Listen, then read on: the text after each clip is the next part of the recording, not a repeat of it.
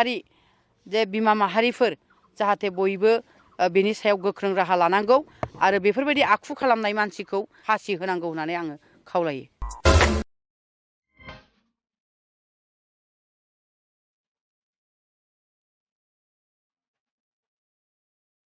UPPL दोलोनि आइजो गांखं आफादनि आफादगिरि मुस्रिमा बिना गयारिया बावैसो सान सिगां चिरां जिल्लानि सासे 12 बोसोर बैसोनि 10 थाखोआव फरायनाय फरायसुलि उन्दै हिन्जावसानि गावखौ फासि फोनांना गावनि जिउखौ फोजोबना लानायनि नखराव दावबायहैदों।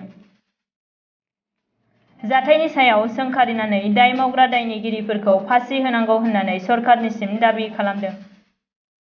लोगोसेनो भारतनि गाहाय मन्त्रि नरेन्द्र मदिनिसिम आइजोफोरनि रैखाथिनि थाखाय आयेन बानायनायखौ गोख्रोङै सोलिहोनो खावलायहरो।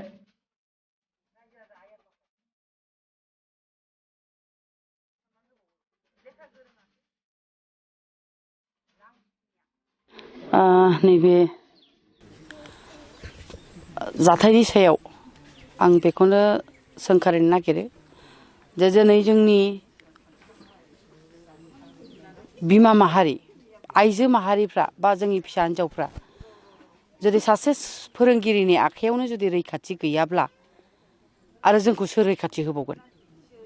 जोबोद दुखुनांथाव जे दिनै जोंनि गेजेराव जाथावै जाथाय सासे प्रफेसार जानानै जे बे मुगैथाव आखु दिनै खालामनानै सासे गथ'नि जिउआ खहा जाबाय। बेनि थाखाय आं सासे बिमा माहारिनि जानानै आं जोबोद दुखु मोनदों। आं बेखौनो आं सरकारनिसिम खावलायो जे जाहाथे बिनि प्रबिन नार्जारिया जाहाथे रेहाय मोना।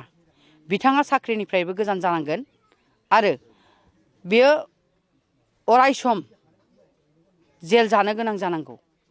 आं बेखौनो खावलायनो नागिरदों। मानो होनोबा दिनै भारत सरकारा इसेबां गोख्रों जे जोंनि बिमा माहारिनि सायाव बा जोंनि फिसा हिन्जावनि सायाव जे गोख्रों जे आयेन बानायदोंमोन जे बिथांमोना गिदिर गिदिर गारि मटर ट्रेन स्टेशन बर्ड जेरावखि थाङा मानो टाउन सहर सिटिफोराव लिरदों बेटी पढ़ाओ बेटी बचाओ।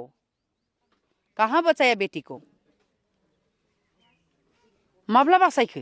दिनै प्रफेसारानो जुदि जिनाहारि खालामनानै सासे गथ'नि जिउ जायोब्ला होमबा जोंखौ सोर बासायबावगोन?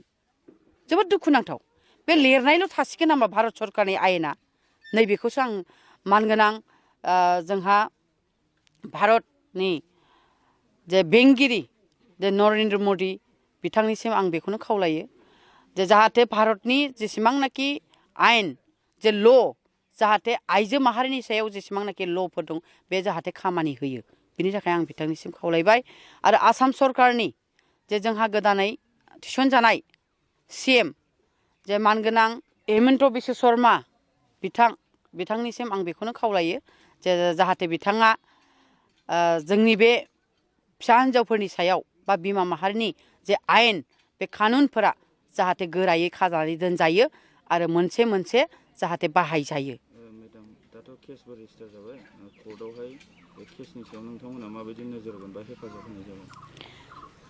आङो SP-निसिमबो आं बेखौनो खावलायनो नागिरदों। आङो दायो सम मोनोबा हाबलांनो नागिरदों जे जोंहा बेयो गोख्रों जे जेसेबांनाखि धाराफोर होनांगौ दं जे सासे जिबन हत्या खालामनाय जिनाहारि खालामनानै जे दिनै बिथाङा सुइसाइड जादों मालाय मा जानो बेखौ हत्या खालामदों होननानै जोङो बुंनांगोन बुथारदों। बेनिखायनो बियो गोख्रों साजा मोननांगौ। बे बिथांनि जेसेबांनाखि धारा होजायो बे दा ल' हिसाबै बे ल'नि धाराफ्रा जाहाथे गोरायैनो होजायो बिनि थाखाय आङो खावलायगोन। आरो आङो सासे बिमा माहारिनि दैदेनगिरि हिसाबै आङो बिथांखौ खबर लाबाय थागोन आरो जोंनि साफ्रोमबो आइजो माहारिखौ आं बेखौनो खावलायो जाहाथे जोंनि फिसा हिन्जावफोरा बेफोरबायदि आनि-थानि खालामजाबाय थाया। जोंनि गेजेराव जाबाय थादों बेफोरबायदि जाथाया। नै दाखालिसो सासे आइजो बिदिनो जिनाहारि खालामनानै बुथार जालांबाय गुबुन हारिजों। नै बेफोरो जालांबाय थादों। दा जोंनि बर' माहारिनि सासे फोरोंगिरियानो जुदि रैखाथि होआब्ला गुबुन हारियाथ' बारसिनखागोन। बे साभाबिकखा। बेखायनो आङो मुगैयो जे जोंनि गेजेराव बेफोरबायदि सासे फोरोंगिरिया बेफोरबायदि आखु खालामनायखौ आङो जोबोद मुगैदों। जाहाथे बेफोरबायदि जाया। बेफोरबायदि जाहोनो थाखाय सुबिदा होआ जोंनि बिमा माहारिया साफ्रोमबो गसंख्रांनांगोन जोंनि फिसा हौवाया फिसा हिन्जावफोराबो मोनथाय मोननांगोन जे लामा सामा फिसा हौवाफोरबायदि जोङो बेरायनो मोननाय, गोसोबायदि स्कुलाव थांनो हानाय, फरायसालिफ्राव थांनो हानाय, गोसोबायदि टिउसन लाहैनो हानाय, बेलासियानो जा हरानो जा बिदि बेरायहैनो हानाय जाहाथे मोनथायखौ मोननो हायो। बेनि थाखायनो जोङो साफ्रोमबो बिमा माहारिफ्रा गसंनांगोन। जोङो जोंनि फिसाखौ जों रैखाथि होआब्ला, बिमाया रैखाथि होआब्ला जोंनि फिसा हिन्जावा रैखाथि मोननाय नंला। बेखायनो आं खावलायो साफ्रोमबो जोंनि बर' माहारि जे बिमा माहारिफोर जाहाथे बयबो बेनि सायाव गोख्रों राहा लानांगौ आरो बेफोरबायदि आखु खालामनाय मानसिखौ फासि होनांगौ होननानै आङो खावलायो।